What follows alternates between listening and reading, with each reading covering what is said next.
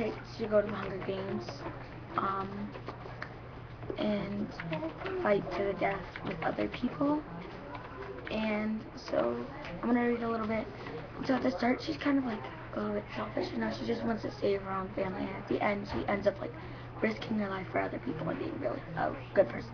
So I'm gonna read from page 232 to 233 and a little bit of 234. Yeah.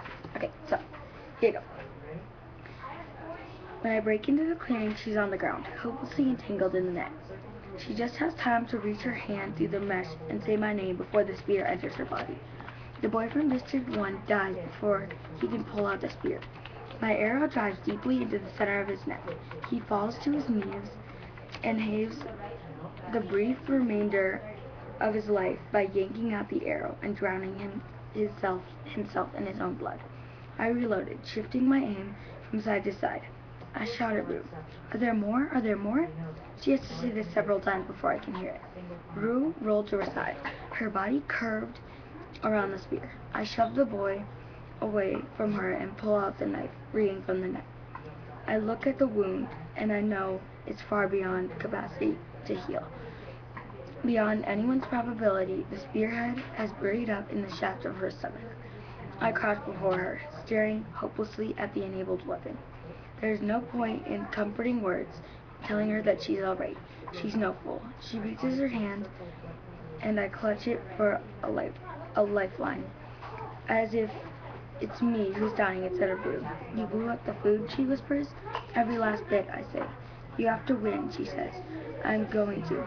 I'm going to for both of us now, I say. I promise. I hear the cannon look up, and it must be the boy from District 1. Don't go. Rue tightens the grip on my hand. Of course not.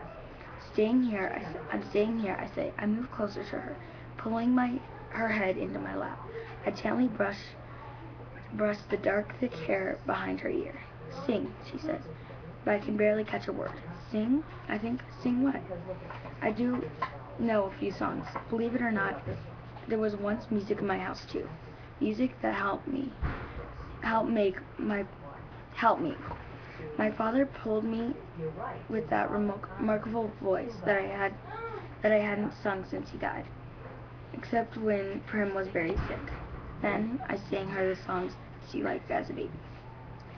So yeah, that's a little bit from Hunger Games. And so yeah, this just shows how she became a better person overall, and she had a lot of hard things at the end, and I think it was an amazing book, and that it shouldn't be banned because it's so good. And so thanks for listening.